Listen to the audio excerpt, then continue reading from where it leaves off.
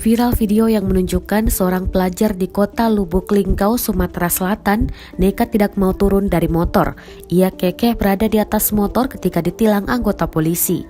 Dalam video, terlihat anggota mendorong motor ke pinggir jalan, namun siswi tersebut masih duduk santai.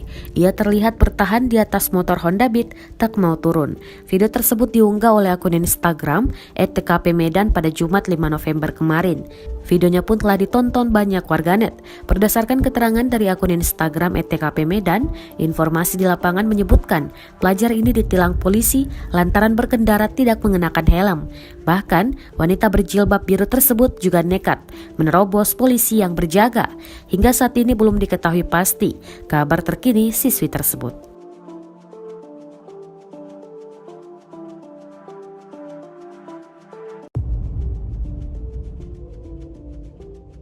Terima kasih sudah nonton.